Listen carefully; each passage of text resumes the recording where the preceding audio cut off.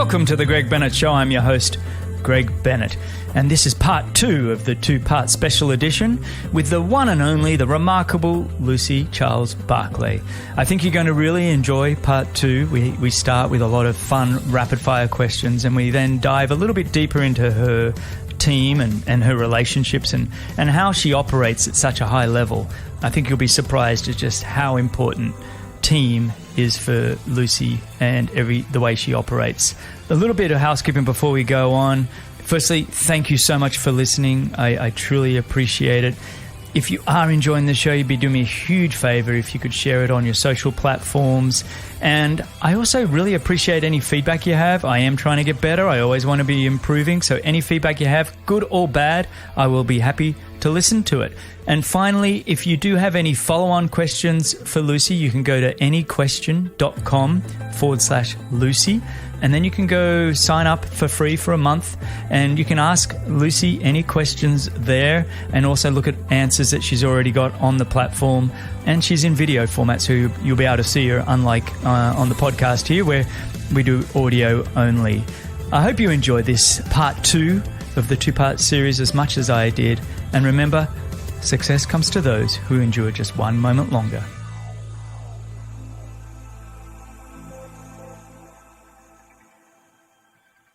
A short time ago, I had a good friend of mine, Ed Baker, on the show, and we discussed his new platform called AnyQuestion.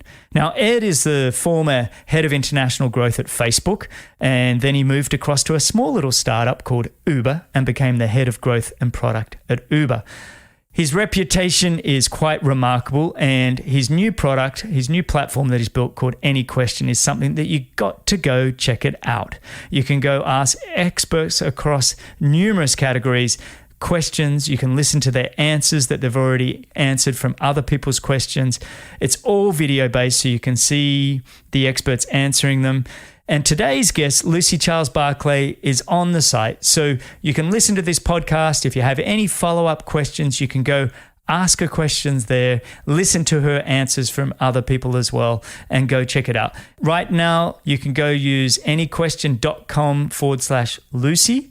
That's anyquestion.com/Lucy. And you can use that link, and then you'll have a free first month to go check it out. So you might as well go check it out. I think you'll be blown away by it. It is going to be the next big thing. Check it out. I want to move on to some rapid fire questions. You up for it? Excellent. All right. Yeah, let's do it. This is going to see how your fast twitch fibers go here. All right. What's something new happening in your life right now? The Christmas decorations went up. Nice. I like that. Yes. It's that time of year. All right. What are you currently watching on Netflix or whatever you stream? Oh, I am binge watching Drive to Survive. Oh, isn't that good? Which is the Formula One series. Yes, Didn't love they it. do a good job showing all the different levels from the drivers to the owners to the managers? I love that. Love that show. All right. First car you owned? Oh, it was a Fiat. It was a tiny little car, and we called it the Bubble. The Bubble. What colour was it? It was silver. Silver little Fiat Bubble. Love it. All right. How many episodes of The Greg Bennett Show have you listened to? 2. You have? I was expecting 2, a yeah. 0. Oh, that's remarkable. There we go. That makes me feel so good. What were the 2 you listened to? Oh, I think it was Jan Frodeno, and I listened to Taylor Nibb's one recently. Yeah. Okay. Just to know what you're getting into here. Then you know some of these questions. All right. 2 most used apps on your phone. Oh, God. It's definitely going to be WhatsApp and Instagram. You're on Instagram. I thought Holly ran the whole thing, but you do it sometimes? Yeah, Holly does the most of it, but I still like to have my input. Yeah. Okay. Favorite dinner you could prepare? Spaghetti bolognese. Nice. Okay. 3 non-family members you would invite to this dinner? What, famous people? Friends? You have suddenly access to anybody in the world. Your friends are more likely to come. Oh, God. But, so you can kind of go, Yeah. oh, the Queen or, whoever you want. I mean, you don't want to go too big because then it's high pressure on how you cook. So, Somebody said they're just going to invite Gordon Ramsay and have him cook. So you could do something like that. Oh, yeah. Oh, I am a fan of Gordon Ramsay, so I'll put him in. He can help me cook. Then it'll be half decent. Well, hopefully more than half decent. Then I would probably say, who's a good comedian? Because I love a laugh. I'd probably invite... there's a comedian called Jack Whitehall who I like in the UK. He would make me laugh. And then I would invite Ed Sheeran because then he can sing a song at the end. What a great evening. And I'll come along as a waiter to just clean up and pick up plates and listen in. Perfect. Perfect. All right. Okay.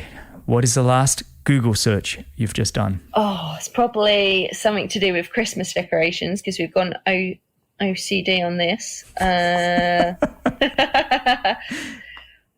Yeah, I think I probably ordered some. Actually, no, tell a lie. We're getting new curtains. So I was deciphering between different types of curtains. So really boring. That's not boring. I love it. All right. What time of day are you most productive? Oh, well, if I get up for swimming, then I am like the most productive person on the planet after swimming. So I really should get up for swimming more often. I like that. If you haven't had to swim at whatever it is, midnight. Yeah. First job. Well, that was marketing at a zoo. So is that what you were doing at the zoo? You didn't say you were doing marketing. Yes. I thought you were cleaning the elephants or something. Marketing at the zoo. I like it. All right. Were you educated in marketing? So it was more of a apprenticeship type role. So I would learn on the job, which was pretty cool. Yeah, very cool. All right. Pick one. Mixed relay, sprint distance, Olympic distance drafting or non-drafting, 70.3 or Ironman. Favorite? Favorite. I feel biased, but I'm going to have to go 70.3, but that's just based off of the result I had recently. Of course, but that's how it operates. If anybody asks me, it's always Olympic distance non-drafting, but they don't even really have that anymore. But for me, that was... All right. Here's a big one. Olympic gold or Kona Ironman? I'm going to go Kona Ironman just because I feel like I'm so close. I'm in touching distance. So I need to get that first. Okay, deal. All right. Which decade of music is the best? Oh, it's like definitely, I want to go like 80s, 90s, but that's like because when I was a kid, that was the music. So yeah. You are so cool right now. That is such a good answer. All right. If you could be transformed into one animal, which would you choose? I want to say, I'm going to go dolphin. Yeah. You're already one of the, I think you already are half dolphin. That's an easy one for you to just switch over. All right. Where is somewhere you haven't been you'd like to go? Oh, Australia. I've never been. Definitely want to go. It's on the bucket list. Very cool. All right. We'll have to show you around there when we can all get back down there properly. Yeah. Final question. Greatest movie of all time? Oh, gosh. This is really difficult. I really like films where you have to think. God, it's like time traveling. Oh, what is it called? I think it's got Leonardo DiCaprio. Oh, the dreaming one? Yeah, Inception. Yes. That's it. Yeah, that was kind of like layer upon layer, wasn't it? It got a little bit, where are we now? Yeah. Okay. Leonardo. There you go. Okay. Well, I want to move on, and now we're going to change gears again. I want to sort of discuss your coach, Dan Lorang. Yeah. How is his training different than what you were doing? And you said he's added to the team, but what has he done specifically that was different to you, what you and Reese were doing? It's not massively different. It's just the thing I found the easiest is just follow the program rather than often when Reese and I set out on our plan, it was almost what should we do today or what should we do tomorrow? So it was more, it wasn't always as thought out as, okay, this is the plan and we just follow it, which I found so much easier is just follow what is on the paper and almost know if I do that, I'm going to get the result. So I found that a lot more straightforward, but a lot of the time it has validated what we were thinking was correct, but obviously the additional support of doing a block of work, then testing to see what that block of work has done and almost validating what that block of work has done. So it's a lot more thought through, a lot more scientific, just because we've got someone external able to look at it, which has really, really helped. But the training is hard, no doubt about that. But I've always been someone who loves to train hard. So I guess that's not massively different. It's just potentially, I think the difference is sometimes if Reese would give me a session, I'll go, I can't do that. And we'd have a little debate about it. And then we'd go out and I'd almost be in a bit of a strop that I thought it was too hard. And then I would always be able to do it. And he'd go, see, look, I told you could do it. Whereas he's like, and then when Dan gives you a session, you don't question it. You just get on with it and you do it. Yeah. And I look at it and think, yeah, that's hard. But I just do it because it's there and it's written down. So it saves time. It probably saving our marriage because there's less arguments. I was going to say it's probably good to have that third element there where it's like, no, this is the business side of things. Yeah. And then our relationship and our marriage, which, you know, takes a lot of energy to keep it operating and working. Any good marriage and any good relationship does. You can really just focus on that then. So with that Reese is still kind of involved in delivering the program, or is it kind of you just work one-on-one with Dan, you go and do your training, and on that, is Reese doing the same training as you most of the time? So our training is quite different, and from lab testing, Reese and I are very different athletes in what works for us, so we do need quite different programs. And Reese has actually only just recently started working with Dan because all of his energy went into me and the World Championships before that. So I think that's the hardest thing for Reese, is that obviously he is hugely emotionally invested in what I'm doing and wants me to do well, sees the work that I put in, but also then that takes away from his own training and his own energy that he can put into his own training. So it is really, really hard. And I think that's why it is great to have that external coach where it takes that pressure off of Reese. I follow the program. He's still there to support me. And I'm not very good at telling someone when I'm struggling and maybe when I need to back off, whereas Reese is those eyes. And if I don't communicate that to Dan, Reese can, and Dan will say, okay, look, you need to back off a bit because Reese is telling me, you can see that you're struggling. So it is really good to have that person there in the middle that does see me day to day. And even if, I mean, when me and Dan are great with communicating and telling him when I need to do whatever I need to do, but just when Reese is there with those external eyes in that moment, and he may say, okay, if you can't do the session like that, let's adapt it like this, and it will be similar. But for example, we went to the track a few weeks ago and it was so windy, it was ridiculous, and we had target times to hit, but you knew that the wind was going to play a massive factor in hitting those times. So we said, right, let's mentally switch it up. We're just going to work hard for that amount of time rather than trying to hit that pace. So it was less about doing a 1K rep at that pace. It was, right, we're going to actually just run hard for 3 minutes, take the rest, do it again. So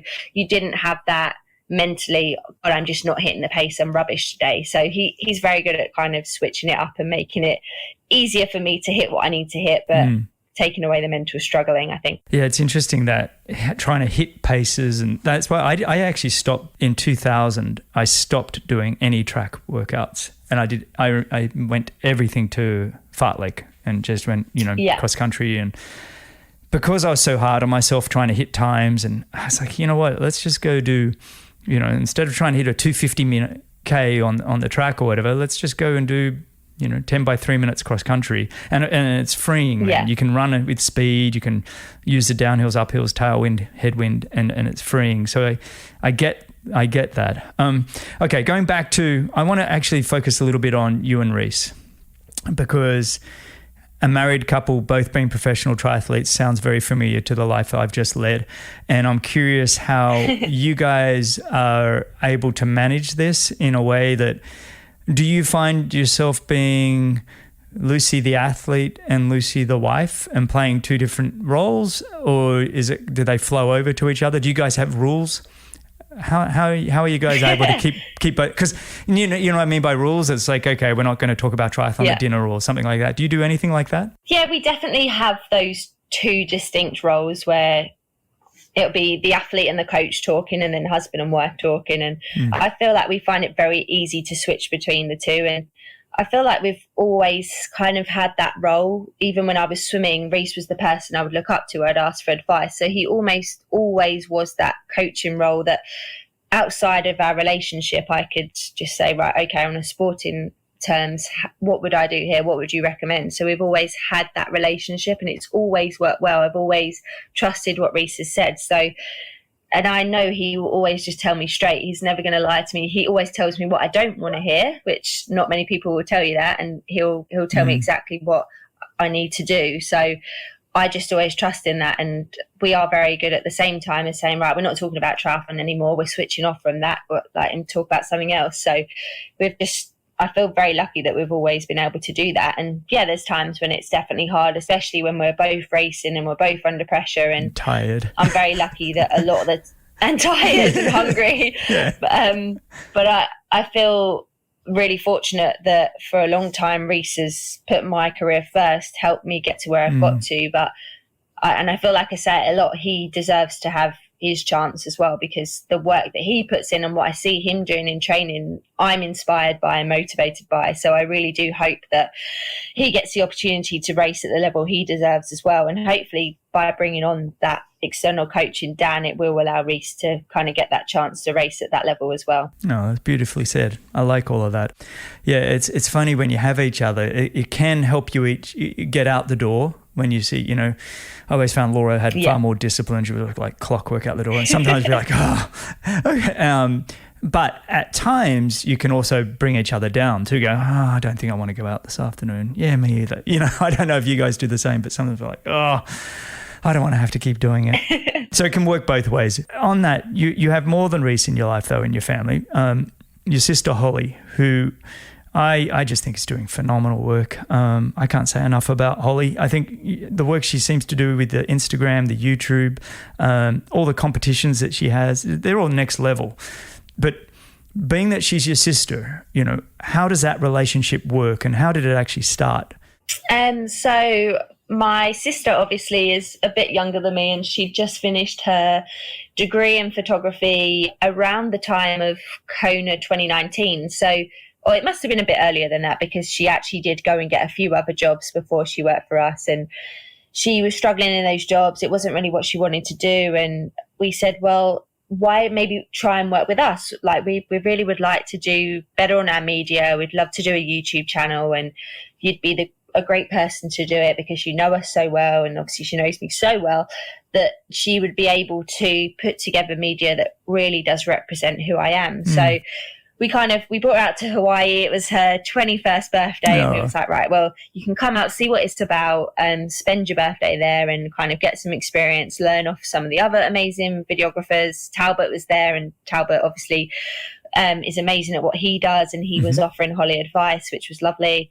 And she just really kind of said, you know what, yeah, I think this is what I want to do. So we came home from there and we kind of sent her off on a few different courses to learn how to video edit, because it's a whole different ball game. We were like, go and do that, and then we'll kind of start making some videos and see how it goes. And the way she has developed since we first started, I was impressed with the videos she did in the beginning, but the way she has progressed and developed in those videos to now is just mind-blowing. Like every time she makes a video, I'm like, wow, I can't believe you've put that together. So it's really amazing what she's doing. It is. And do you sit down then as a team? Like you said, I think you mentioned Paz and Holly and yourself on a Tuesday, you sit down and look at the week. Is that how it operates? You kind of go, okay, well, what do we want to produce this week?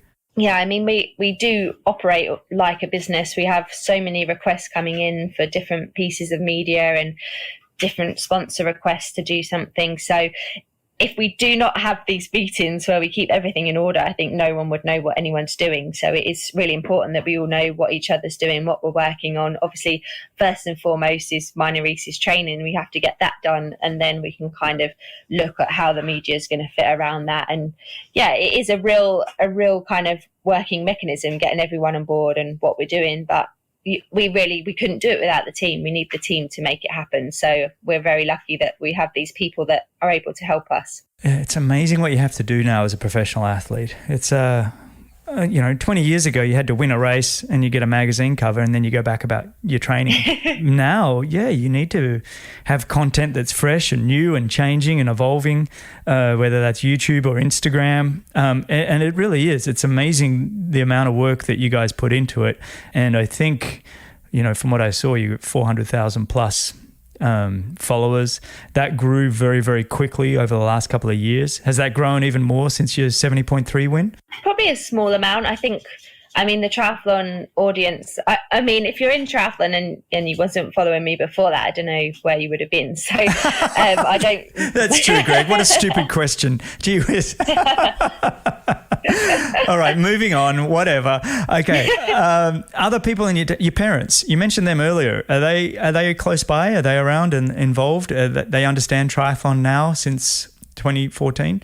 Yeah, so my parents have always been massively supportive, driving me to swim in at 4:30 a.m. as a swimmer growing up. They've always been totally on board with what I've been doing. Obviously, when I decided I didn't want to swim anymore, the biggest people I felt like I was letting down was them, because they'd committed so much time and effort into that. So then when I went into triathlon, it was like, maybe a new dream is born, but is it completely crazy? What's she doing? But they were fully on board, obviously, and supported everything that we'd done. And kind of going back a couple of years when I was training for Kona, I'd have them both out on mountain bikes with my drinks, coming with me on my long run. And they're totally up for helping in any way that they can. So again, I feel really lucky, and I don't think I obviously would have the love of sport that I do without them. So they love it. They're completely on board. I tell this story a lot, but my mum growing up hated sport. She didn't want to do any sport. She didn't want to do the PE lessons at school. She just was always kind of the kid who wanted to get out of it. And then it wasn't till I started doing triathlon and a bit of running that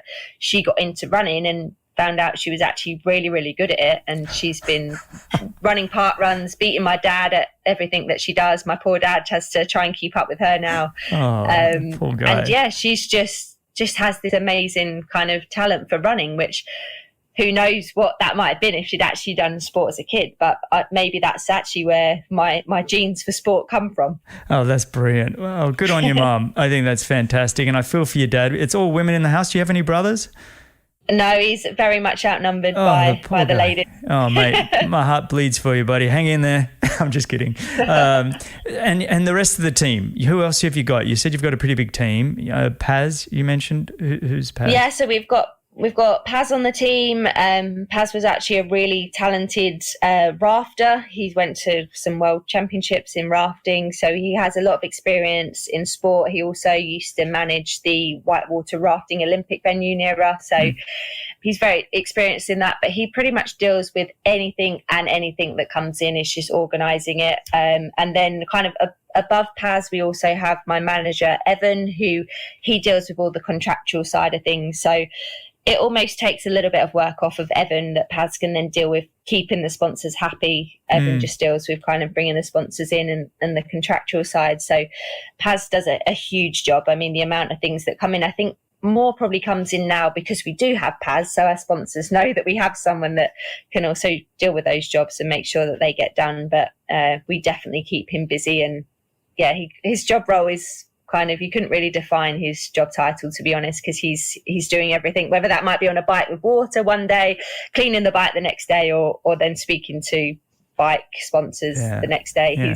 He's doing it all. So Good on you, Paz. And what about strength and conditioning and bodywork people? Do you have many people like that helping you out? Yeah, we've used some different people over the years. I mean, Reese is actually really experienced and knowledgeable in strength and conditioning. As swimmers, we were very lucky that we just did it from as young as you were kind of allowed to do strength and conditioning. We did it. So I feel like both of us kind of learnt the basics very early on. And obviously as personal trainers, we knew a lot, and we've kind of been quite adventurous with the strength and conditioning. And I do love CrossFit as well, so I like watching that and getting ideas from that. But we also do have some experts who are from Bedfordshire University who kind of look at our strength and conditioning. A guy called Andrew Mitchell has been writing our programs for that as well. So yeah, we have obviously the expertise there, but we also bring in the actual experts as well, because we never claim to know everything, and we do enjoy learning new things. So.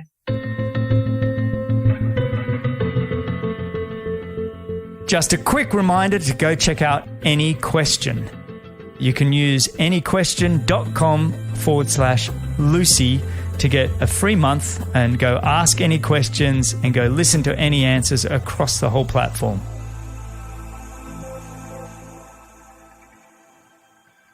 You're looking at your training, your strength and conditioning, Does Dan give you a set week?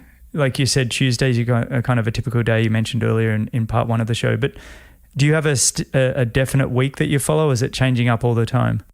So typically it's very similar. I normally do strength and conditioning on a Monday and a Friday. When I was out in Lanzarote training, Dan actually came out and he saw what I did in the gym and saw how that would work around my program. And he was like, a lot of the time, as long as that can work with the swim, bike, run, then he's happy for me to do it, as long as it's not having negative effects on the swim, bike, run, which obviously is the fundamental part of a triathlete. But I do have a real passion for the gym and I enjoy it, which I know some triathletes absolutely hate it. And I think Dan could see that I really enjoy doing that. So we keep that as a staple part of the program on a Monday and a Friday. You know, we've talked about a fair bit already, but your mental strategies, and wondering, do you sort of practice any kind of specific things for sort of managing your anxiety or any self-doubt? I mean, I still love that quote that your swim coach used, you know, when you were young. Do you practice anything like that relentlessly or often? Not really. I think I definitely kind of, excuse the pun, but dive into my swimming days and kind of think about how I mentally dealt with things then. And the fundamental thing was actually the higher the level I got in the sport, the more nervous I got. And I do remember there was a couple of races where I was like physically sick before the start because I was so nervous. And I learned a lot from that. And then coming into triathlon, I mean, the main reason I stopped swimming was just because I'd lost that love of the sport. So when I came into triathlon, the main thing was I need to enjoy this. I need to be having fun with it. I need to not be taking it too seriously. And I kind of carried that forward throughout my triathlon career, which obviously hasn't been extremely long, but it's always just been about, you know, what will be. I know I put the work in. I always will put the work in, and I just need to go out there, give it everything. But if things go wrong, then they go wrong, and we learn from it. So yeah, I feel like I mentally am pretty resilient, and most of my struggles are actually in training and in racing. I kind of look back on the struggles I've had in training and know, well, I got through it in training, so I'm going to get through it here in the race. So it's never something that I've kind of had any expert help on, but I do feel like give me anything in life and I will just get on with it and deal with it. Oh, well said. That was great. All right, well, let's finish up with two big questions. All right. What is one tip you have for people on how to optimize their lives? Oh, I think the biggest thing in life is the balance. So obviously, yeah, you have your career, but also you've just got your normal life as well. And whilst triathlon is my career and I do take it seriously, I also want to have that balance in my life, and I will enjoy taking the time off like I do now, taking the time away from triathlon, seeing friends, seeing family, doing fun things. And yeah, just having that balance. I think don't take everything so seriously. You've got to have fun as well. So work hard, but play hard. Oh, great answer. I love it. Okay. If you could sit and have a coffee with any living person, who would it be and why? I think it's going to have to be Michael Phelps, without a doubt. I mean, he was my ultimate hero when I was swimming. So I think he'd be almost the one person that, I mean, I feel like I can speak to most people, but I would definitely be a little bit in awe to begin with. Oh. But yeah, they would be the one. Oh, that's brilliant. I actually spoke to his manager or agent yesterday, hoping to get him on the show at some point here. So I'm a bit like you. I'd be a little bit nervous behind the mic here, but it would be fantastic. He is probably the greatest Olympian of all time. Absolute legend. Yeah. So what's next? You're on break. You're staying in the UK for the winter, or you got camps? What does it look like now coming up? Yep, it is pretty much downtime for a while, doing probably some more cross-country events, which I love. Spending Christmas at home with the family. I think we've got 11 family members coming to Christmas, so that's going to be harder than an Ironman to get through, I think. And you're cooking it all? You're doing it all? We're going to have some help with the cooking. Reese's mum is very good, so she's going to help us on that. No, it should be lovely to see everyone. And then once January comes around, we'll go on our first camp of the year and really knuckle down again. Yeah, perfect. And does someone like a Dan Lorang, does he join you on those camps? Do you get to see him much at all? I mean, he may do. We have a really good kind of external relationship talking, but he's always welcome on our camps. And I'm sure he'll probably get me doing some early season lab testing where I can see how much damage Christmas has done before I get back to work. But yeah. That's great. And then next year, the 2 Ironman World Championships, the first being in St. George and the latter being in Hawaii. Are you looking at both or focusing on one? Yeah, next year is going to be a huge year. I mean, obviously we start with the Ironman World Champs in St. George, and then 3 to 4 weeks later, I'm trying to break 8 hours for an Ironman. So that will be kind of really tough back to back. And then, the goal is definitely to go to Kona in October. I think even if I were to win St. George in May, I need to win on that big island. Being second there, it's on that island. I've been second 3 times. I need to run down a Leahy Drive in the lead. And that will be, I imagine, the most emotional you would ever see me if I can win on that island for sure. Oh, I've got to be there for that. Well, so you've got 3 Ironmans next year. Yeah, and it's going to be a huge... And then defending 70.3 world title as well, maybe? Or does that make it too much? I would probably say no now, but I always say no to 70.3 World Championships, and then I've always ended up being there. So, we shall see. Oh, that's fantastic. Well, what a huge year. I'm really excited to watch you perform. And Reese, now that he's going to actually spend a little bit of time on himself with Dan Lorraine coaching him, I'm looking forward to seeing what he can be doing as well. But Lucy, thank you so much for your time and just sharing your journey. It's been so fantastic. You've made me laugh many, many times. What a great episode. I really appreciate it. Thank you, everybody, for listening and sharing the show and all your feedback. You can find the show notes, timestamps, links, and coupon codes at bennettendurance.com/media. Lucy, thank you so much. That was fantastic. Oh, amazing. Thank you for having me.